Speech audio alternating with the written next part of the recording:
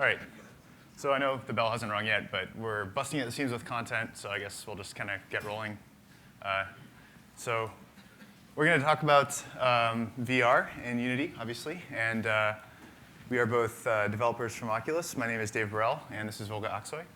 We're both on the SDK team. And a little bit about us. I'm the lead developer on the Oculus Unity integration. So we have a package you can download and easily enable VR in your apps. And Volga works on advanced rendering and native SDK stuff. DK2. First of all, who here has pre-ordered DK2? Wow, OK, awesome. And who's received it? Today. Oh, all right, great. Yeah, well, you'll probably be using the 041 SDK, and good luck with that. And yep, just let us know if you run into any issues. But yeah, it should be working a lot better than 040, and we're working towards another release soon. So it's always getting better. OK, so I'm going to talk about how you bring it into Unity. We have a package that you import. And then we'll talk a little bit about how you can get the most out of the integration when your app is running. And then Volga will kind of indulge the geekier side with some of our lower-level techniques and things that we're doing that may interest you. Unfortunately, we're going to be pretty pressed for time. We may have to wait till after the session's over and take questions outside. So sorry. We do have a booth right outside the door. You can get a demo and ask us anything you want. OK, so if you want to bring in the integration, it's very simple. You just go to our website, download the package, and import it. And really, there are two prefabs you'll be interested in. There's a player controller, which is kind of the one-size-fits-all kind of locomotion and head tracking and stereo rendering and everything. But then if you want sort of a more advanced setup, you can use the OVR camera controller, which drops the player control but keeps the head tracking and stereo rendering. And I'll discuss how both of those work. Once they're in your scene, you just disable your original main camera. And you can really hit play or build and run. We do have some changes we make to the default behavior of the binary. So we produce two binaries, and you would run the one named direct to Rift in all cases. We'll talk a little bit more about what those cases are. And then there's a detailed guide. Everything I'm going to go over here is covered in much more detail in our integration guide. OK, so going over the C# API. It's kind of layered, and the lowest level is built directly on our native SDK. The main interface you have there is our C API. So that's designed to be portable to other languages. And so instead of using Swig or something, we've actually handwritten an object-oriented interface for it here. But it basically exposes all of the functionality of the HMD. We also call it libovr. So if you're familiar with our C++ SDK, you'll be right at home with this API. On top of that, we've got kind of a simplified API called OVR device, which you may be familiar with if you worked with DK1 at all. That was available for the previous SDKs like 0.25c and up. And most of your code should be forward compatible. In many cases, there are minor changes, but they shouldn't be too disruptive. So built on top of that, probably the most interesting script from your perspective will be the OVR camera controller. That controls all of the camera management, obviously. You have two eyes that are being rendered, and it controls kind of the timing of that and uses a head model that I'll discuss in a few minutes. And then, as I mentioned before, the locomotion. We have a customized version kind of the Unity character controller. It's more optimized for VR, and I'll talk about that later, too. And then for debugging purposes, you may find OVR main menu useful. It'll show you things like how our distortion is currently handling the rendering and what latency is looking like. OK, and so once you build an app, the first thing that your users are going to have to think about is whether they're rendering with our legacy mode where the Rift appears as an additional monitor. But for a number of reasons, we also have another mode called direct mode, where we've actually written our own display driver that allows you to treat the Rift as a peripheral instead of a monitor. And so the benefits of that are obviously easier display management, but also potentially lower latency. So your users will have to choose a mode, so you should probably test in each mode. Once the app is running, also, we have in 0.4 introduced a health and safety warning that appears for the first second or two of use, and you can dismiss it easily by pressing any key or tapping the HMD. And we're working to make it less obtrusive. And it's kind of a legal requirement, and we just try to make it as easy as it can be. OK, so once you get to using VR, there are a number of things you want to keep in mind to make the experience as positive as possible. VR is very much in your face, and everything you do is kind of directly in the user's attention.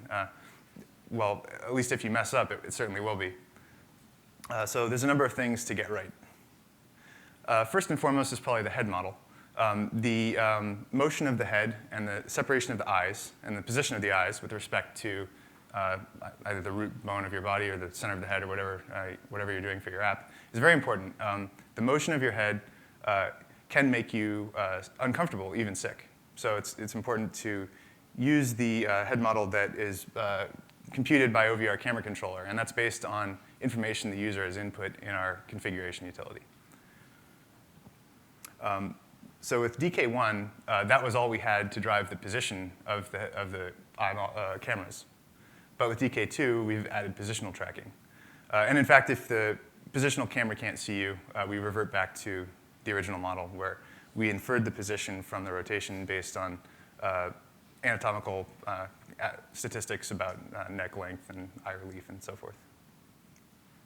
And you may notice a small pop as you come in and out of camera tracking, but it's nothing major. So as I mentioned with OVR camera controller, the default behavior is to make it relative to kind of the root bone of your skeleton, roughly. Technically, it's the midpoint of the capsule on basically the character controller. And you can override that behavior by unchecking an option we have, and then you can directly control kind of the epicenter of head motion. But what you find is that vision has kind of an origin all poses are reported with respect to. And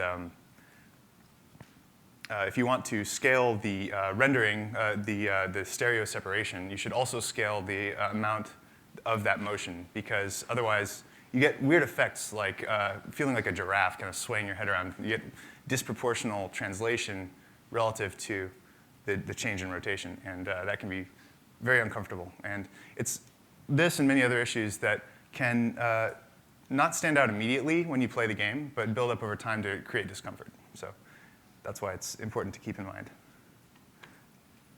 So as I mentioned, if you're going to scale the head model, it's probably better to scale it uniformly all at once and not just vary the interpupillary distance or the head tracking scale individually. Another thing to keep in mind is the camera height. Now, this is a little bit less sensitive. You can have giants or dwarfs in your games, and it's more of an aesthetic decision. If you want the player to feel like him or herself, you probably ought to use the height reported by the profile. And again, they set that in the Rift configuration utility. And if you put it too low, it can be a little bit awkward because it feels like your knees are dragging on the ground, but won't make them too uncomfortable. There's a much deeper discussion of this in Tom Forsyth's excellent GDC talk. So if you visit this link, there's a video, and he's hilarious, so you should check it out. There's also a very in-depth best practices guide that you should definitely read. In many cases, people have had feedback on that that's very welcome as well. OK, so now I'll talk a little bit about some of the graphics issues that you run into when doing a VR application. We perform lens correction and a number of other procedures to ameliorate latency and other forms of discomfort. So one of those is, one issue you should keep in mind is the fact that after you render your scene with a perspective projection, we then render it again as an eye mesh, which compensates for the distortion in the lens. We also do things like chromatic aberration and what we'll talk about time warp in a little while. And all of these things result in us sampling that texture again. So you can get extra aliasing artifacts that you may have not had before. So our recommendation is to use an appropriate resolution for the original render when you're basically rendering to a render texture. And then you should probably anti-alias that render and use whatever resolution is appropriate. Generally, about 0.7 pixels per texel, 0.7 texels per pixel, if you need a specific number. sRGB is also a useful way to anti-alias that second pass we do. Basically what it does is allocate more dynamic range to the bits that matter.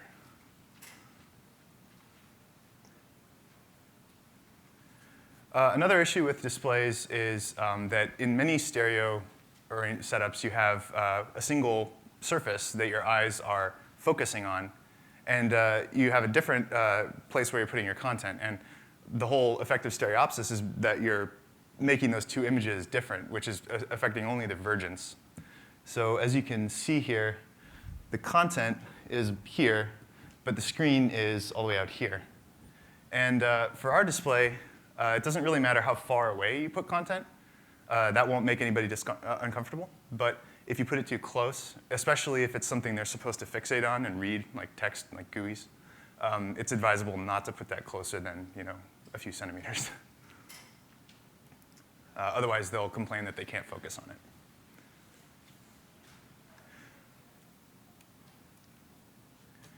OK, so one thing that almost everyone runs into is that it's really hard to render VR at the detail and frame rate you need to. And what often wins is the frame rate. You must render at 75 hertz all the time.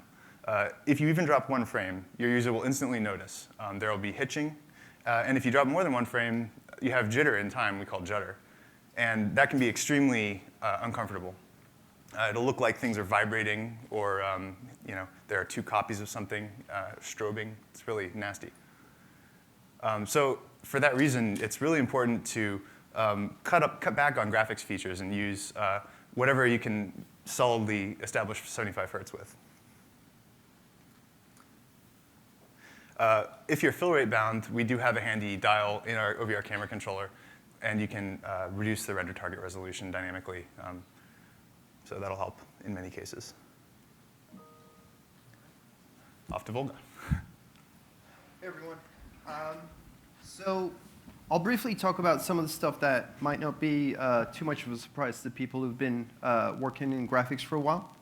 The first and foremost thing is normal maps. They've been used ubiquitously for a while now, and even though they give really nice lighting fidelity, when you render something in stereo 3D, you don't get any depth cues because you basically have no parallax within the image or the texture that's being rendered onto the object.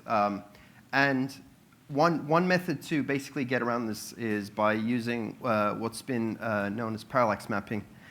And it's not really anything new. It is a tad bit more expensive than classic normal mapping. It kind of builds up on top of that idea. And a quick comparison is you have your normal mapped result. The parallax map is a little bit better. You basically get some stereo depth cues, and when you go into the steep parallax mapped, or sometimes referred to as parallax occlusion mapping, then you basically get the real depth cues that were originally intended. Now, obviously, the steep parallax mapping is more expensive, and you should be really using it sparingly where you think, where you think you'll be getting that kind of visual fidelity that is going to make a difference in your game. Similarly, if you think it's going to make a difference, in a lot of cases where you might not care about it, tessellation is definitely important. You can either pre-tessellate it, where maybe you create the right LODs for the different levels, or if you are running something like DirectX 11 and you have tessellation shaders to be able to utilize them, just go ahead and use it. But as usual, make this only use these where you definitely will get the bang for the buck. Another case where stereo 3D kind of breaks down is in the cases where you use billboards. And you've probably seen a lot of older demos with billboarded trees, where you just basically have planes kind of pushed in together, or grass blades that keep following the camera as you rotate around. Similarly, a lot of particle systems will use this for smoke and whatnot. Now, in a regular 2D game or a desktop rendered game, you might not have the issue of not being able to tell the fact that they're just flat quads. But again, when you put on the headset, your eyes, the lack of depth cues, you'll immediately be able to tell that they're just flat quads, and it completely can break down the immersion if that's really what you're going for. So just like the idea of parallax mapping, you could effectively have a height map that's built into or provided side by side with the billboards, where you can either at real time figure out your parallax, or if you're creating your billboards or imposters at runtime, you could potentially create separate ones for each, or you can just keep using those imposters if you know that they're really far away. For example, if you have a landscape or a skybox, obviously there won't be any parallax changes, so those would be good places to utilize those. So one thing that's been coming up lately is the fact that we've seen some developers treat the DK2 screen like it's an HDR display, and we can understand why that would be the case. The DK2 use an OLED screen, and OLED screens, by their very nature, they have really high contrast, which is actually quite nice. But at the base level, they're still just regular 8-bit screens. They still use the regular sRGB curve. And what you need to understand, even if you don't know any of this jargon, is basically that the extreme dark ranges will still have the stepping artifacts that you would normally see in a classic 2D desktop screen. For example, once you take the histogram of a game, a screenshot of a game, if the histogram shows you that maybe you're only using, on average, 5 out of 255 color luminance levels, you'll still, once you put on the headset, you'll still realize explicitly those 5 bands visible on the screen. And it especially can get worse because the DK2, by its very nature, is it does not leak light from the outside, being a closed unit. So your eyes can actually start adjusting to that darkness. And the more it adjusts, just like how when you go outside on a moonlit night and you can start seeing all the details, you'll start seeing all those artifacts. So basically, try to avoid treating the DK2 like it's an HDR display. That's what it really comes down to. Now, if you must somehow deal with that darkness, you just have to show it, that's what your art direction is going for, then either go with tone mapping, either do it dynamically or pre-author your shaders and textures to make sure that you have that nice tone mapped range and you're bracketing your colors. Or you can go with a more advanced technique like applying temporal dithering so that you effectively are applying the old style trickery of adding noise to the darker bands so that you don't get that explicit breakup of the steps. So some of the stuff we wanted to also talk about today is the newer features that we brought in with the 0.4 SDK, and more specifically, the rendering features. Now, the Oculus SDK 0.2 basically had no rendering code in it. It would only provide you parameters that the SDK would expect the client application to utilize in their rendering code. For example, it would provide the distortion coefficients that you would then plug into your pixel shader to do the proper barrel distortion. And with version 0.4, even though we still provide the old, what we're calling the app rendered method, we also now have a completely separate path, which is the SDK rendered path. And the SDK rendering essentially still expects the game to render the 2 eyes, or the eye textures as we refer to them, and then provides those to the SDK. And from that point on, the SDK takes over and does a whole slew of bullet point list items that we're basically listing here. I'll try to touch on some of the more interesting ones. But obviously, we talked about the health and safety warning. And again, like I was saying, I'll touch on some of the other stuff. So one change we did from 0.2 into 0.4 is the fact that instead of relying on a full screen quad, we changed the barrel distortion to be a straight up tessellated mesh.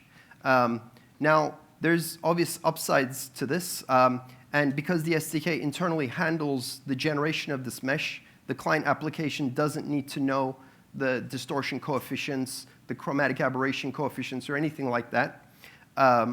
And the other added benefit is that internally, you'll see less of a GPU hit because a lot of that complex math that was happening in the pixel shader to calculate the curve, the barrel distortion curve, is now completely removed because they're just straight up mesh positioned and UV offsets that just are samples that happen in the vertex and the pixel shaders. So one thing that's come up also that we've heard quite a bit is the artifact of ghosting. And the real cause of this is what's referred to as the two-frame rise issue.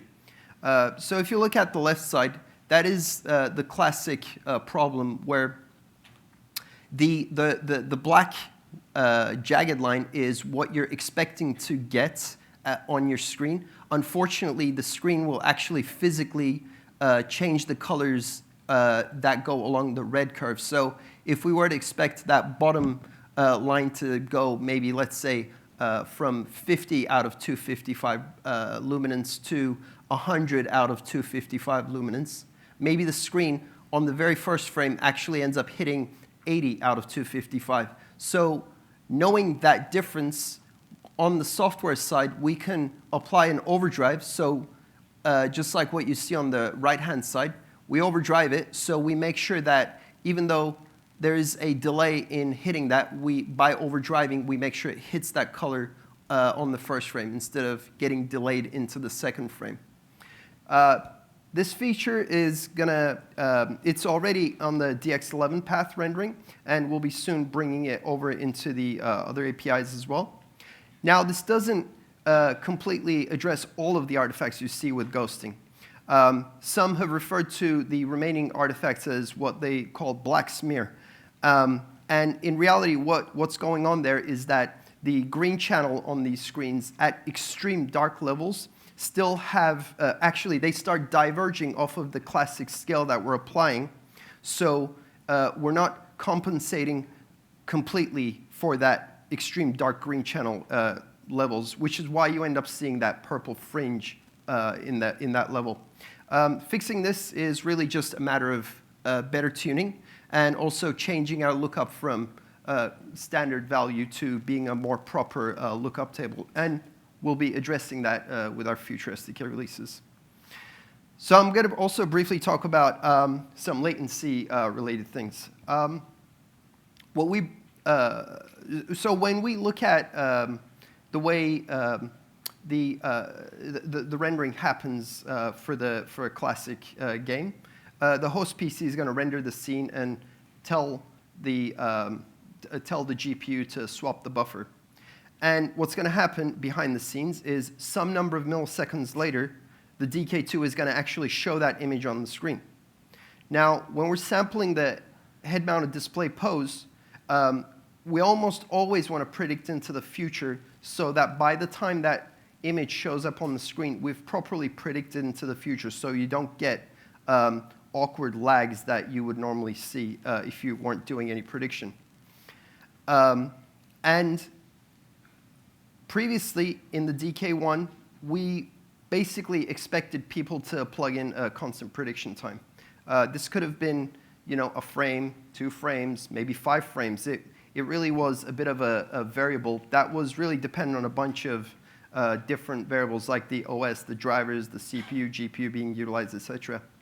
So with 0.4 SDK, we've brought the ability for the DK2 to know the end-to-end timing, the latency. So it knows exactly from the time you tell the back buffer to be presented to the time it actually shows up physically on the screen.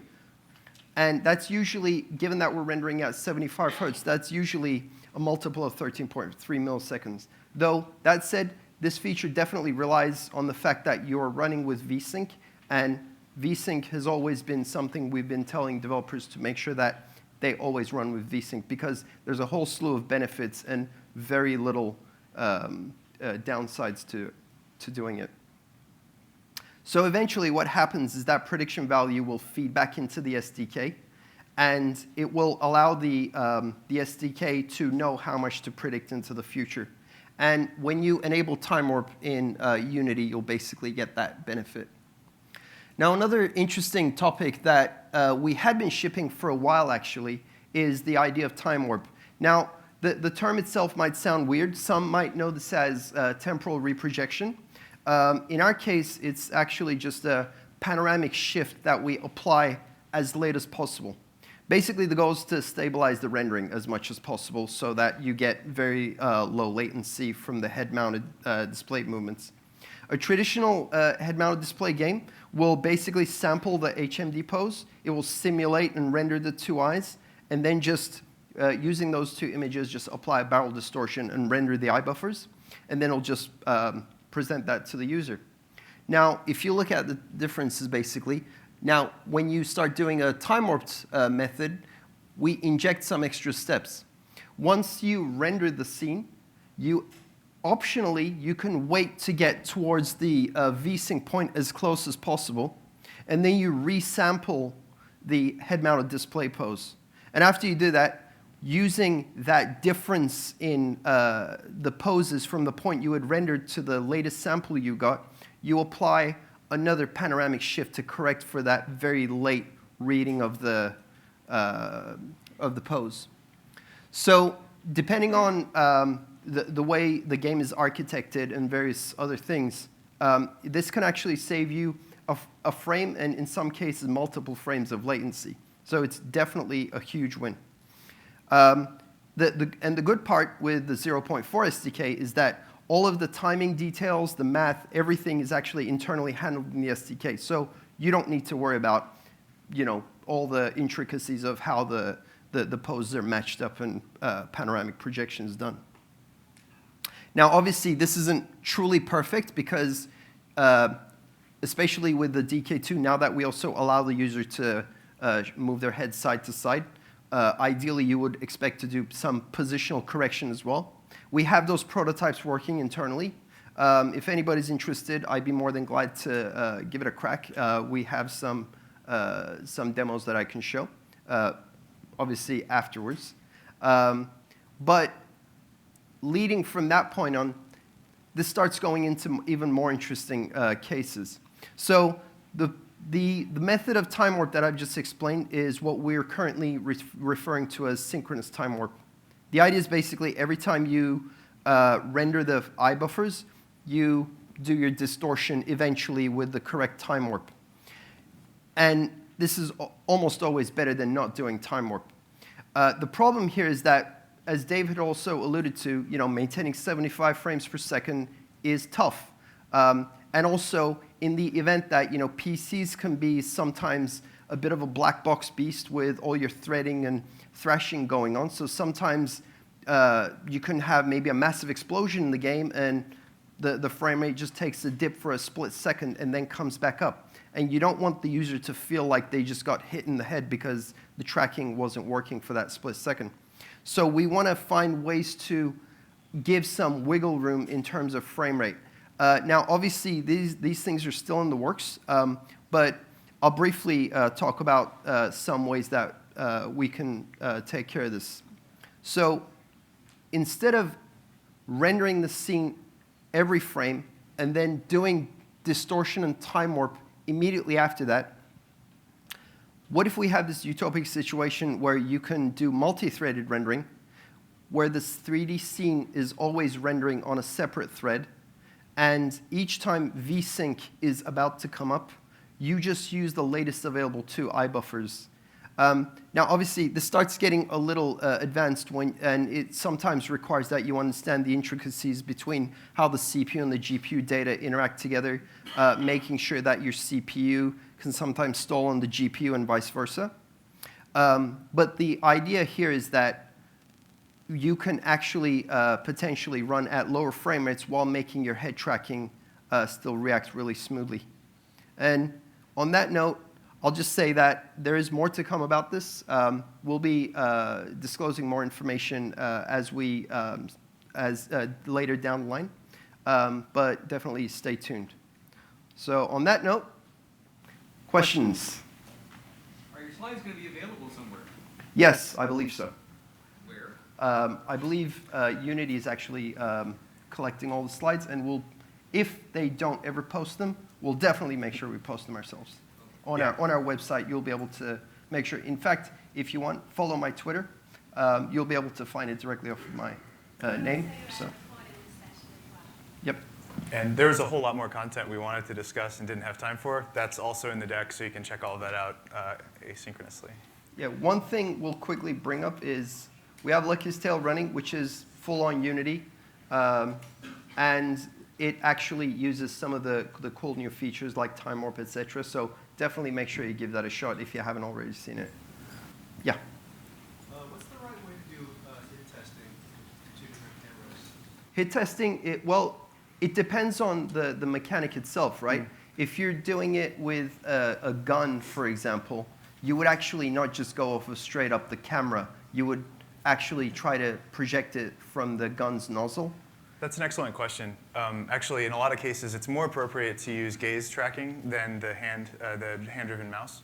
So in those cases, usually people will have the origin at the center, like between the two pupils.